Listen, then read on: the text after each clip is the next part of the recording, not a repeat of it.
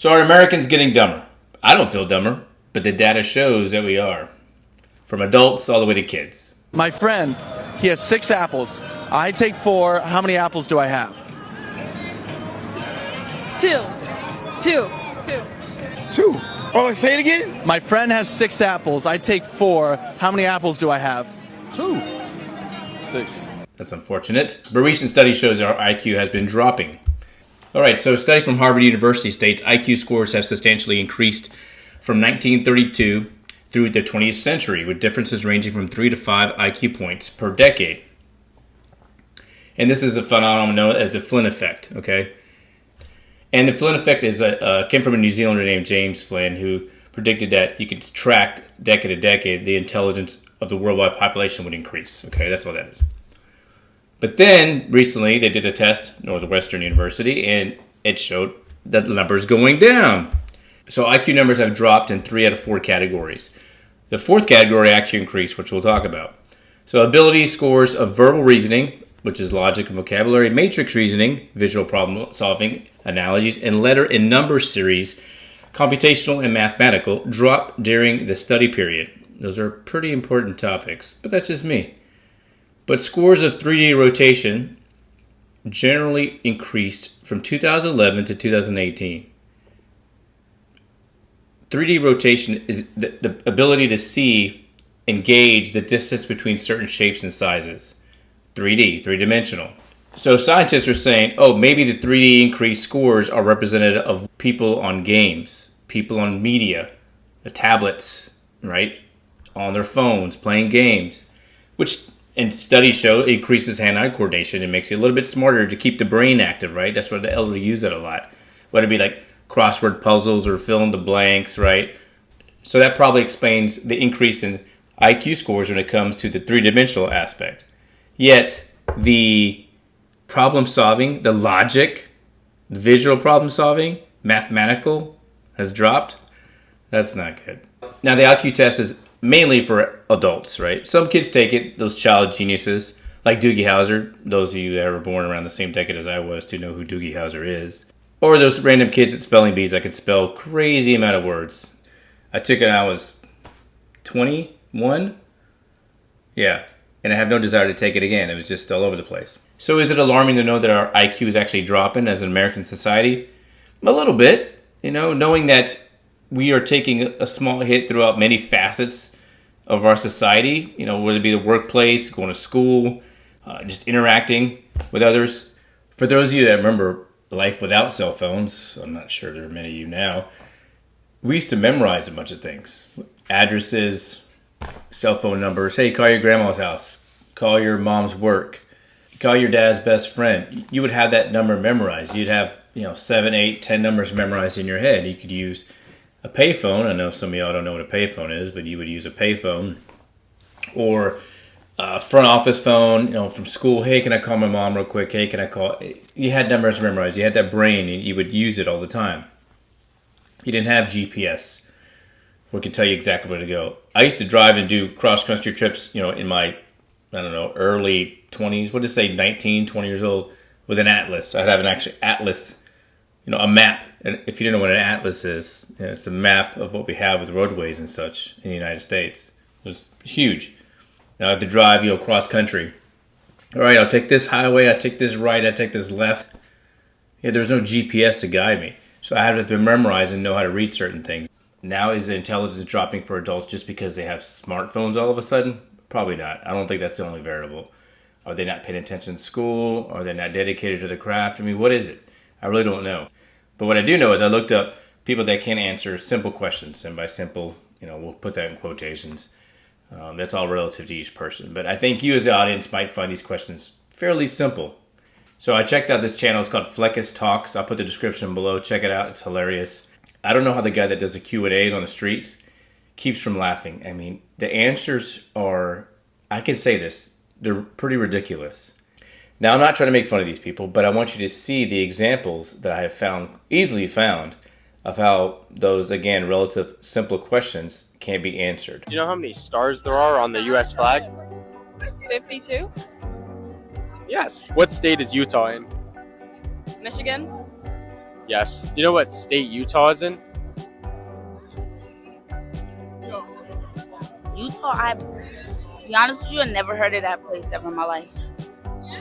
I live under a rock. Can you name 3 countries besides the USA? I suck at history. I was like my worst subject. Can we do like science? No, I no. suck at history. Any three. You know this. A country? Do you know how many dimes there are in the dollar? A dime is the 10 cent or the 5 cent? You tell me. I don't know. Do you know how many states there are in total in the U.S.? 100. How many continents are there? 3. Continents? Yeah. Yes. Do you know what 2 countries border the U.S.? The only borders I know is Puerto Rico and Mexico. Do you know who fought in the Civil War? Who fought in the Civil War? It was the Nazis versus Germany. No. Yes. No. I'm gonna say yes, but correct me if I'm wrong. Yes. You actually just guessed that? Nah. Yeah. I'm kind of smart. You didn't know that? Oh. Did they teach you that in school or what? They taught me it, but I just guessed it. How many Kardashian sisters can you name? Kendall Jenner, Kylie Jenner, Kim Kardashian, Khloe Kardashian, Kourtney Kardashian. And is that all? That's all. Yeah, that's all of them for sure. Smart. Yeah, dude, you're a genius. How many seasons are there? May, June, July, August, September, October. Did you see his face right there when he asked her the seasons? I'm gonna rewind it real quick. Look at his face. He does his best, in my opinion, to keep from laughing and to keep from smirking when she starts naming the months. And she even gets the months wrong. May, June, July, August, September, October, December. 8? No, I'm sorry, what'd you say? I said 8. Yes. 3 times 3 times 3 is? 3 times 3 times 3. Nah, because that's supposed to be a trick. That's supposed to be a trick thing. But like, I gotta do it in my head. Sorry. 9. And then 9 times 3. Damn. Damn. Oh, 36. Do you know who the current vice president is? Vice President? No, I don't know his name, but I know I heard of it. I don't know. You don't remember his name? I know he's from Bulldog, if I'm not mistaken.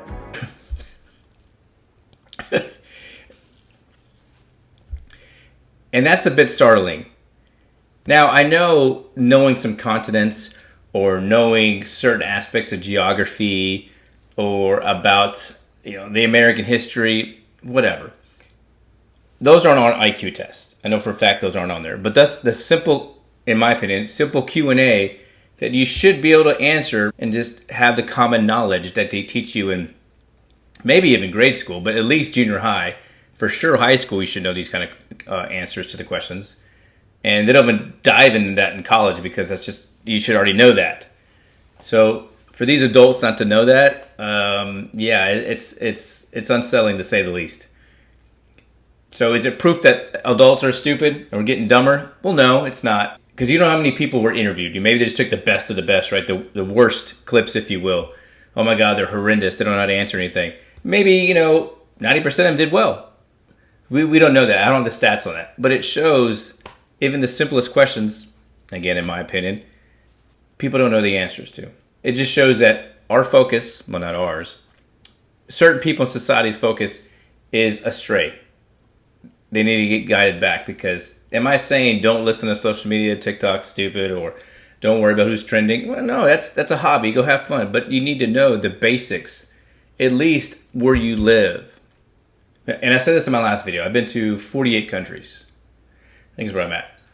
And most of the time when I talk to people from different countries, when I say, hey, how do you feel about Americans? It's, we're arrogant, we're a bit cocky. Okay. But which always follows or comes before is lack of intelligence. We're not that smart. And we definitely don't know geography. Now that's for adults. What about children being less intelligent? One reason would be parenting. I mean, there's many variables to it. Do parents just hand off tablets to their children at home to keep them quiet, keep them entertained, keep them busy so they don't have to deal with that? They don't have to play with them? Do they hand it to them when they're at restaurants to keep them calm, relaxed? My daughter doesn't take a tablet or a phone to to dinner or to different places we're going out in town. She takes a book. She can read. She can have a discussion with us. She can draw. I really don't care. But she's not going to have any kind of electronic device with her. And it keeps her engaged, whether it be reading or having a conversation knowing how to socialize. And I think that's where it's dropping off, at least with kids anyway. But the kids don't have those social skills, if you will, to communicate and to articulate the words and what they exactly mean and enunciate them correctly. They can't do that watching TV or watching shows on their iPad or playing Roblox or Minecraft. Hey, I can type on a keyboard very well now that I've used a computer. Or I know how to scroll or troubleshoot an iPad to make sure my photos are saving. Okay, but technology is moving that direction. It actually already is. So you have to be able to navigate somewhat and how you can save different documents and email and such like that. So that's fine. But taking the full social aspect out of it and just sitting in a corner with an iPad is not the way to go. Now also, some people blame COVID, the initial onset of COVID. Yeah, I remember it was around March of 2020 when we started going half days at work. So what we did, we have a child and kept that child into remote schooling for that first year. Well, the rest of the school year, because that's all we had. There was no brick and mortar for the next, April, May, and maybe a part of June. And the summer was down, we kicked off. So then she went to online school the rest of it all the way up to Christmas, which is about, half a school year and then 2 months the end of that previous year. And then come Christmas time, we're like, okay, the brick and mortar's open back up, we can do this, and we put her back into brick and mortar school. I say that because they show here recent findings had mounting evidence that the transition to remote learning in the early stages of the coronavirus pandemic created gaps in learning that had a lasting impact on K through 12 students in the U.S. These findings are echoed in the views of many K through 12 parents. Now again, these are the parents, so this could be opinionated. You can say a fact that your child is maybe not as smart as they once were. They took a step back. But again, this is slightly on the side of opinionated. About 6 in 10, 61%, say the first year of the pandemic had a negative effect on their children's education. Just 7% say it had a positive effect, while 20% say it had neither a positive nor a negative effect. Now that's pretty substantial, 61% saying it did. But that's a high margin of disparity between the other two. I felt my child actually got better. I was at home and I was going to work every other day, so I could stay at home and work on the studies with her. And we had a timeline, you had to get on live with a teacher, learn some topics, right? Then you do the homework. But I feel like her math actually increased and she got better at it.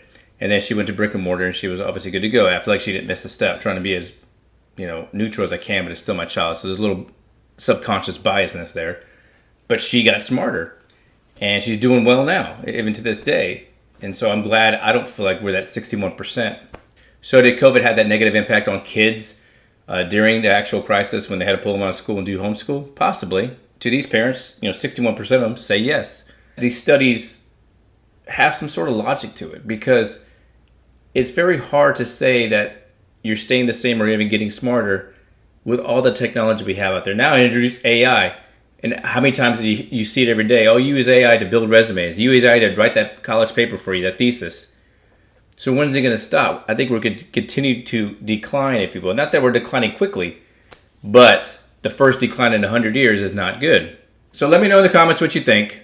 Are we getting dumber as a society and when it comes to this country being America? Please let me know. If you like the video, like it, subscribe. I'm going to make some more about this. Do my best to stay neutral, throw the facts out there, offer accounts for both spectrums, and then see where we go from there. Y'all take care of yourselves. Have a good one, and I'll talk to you later.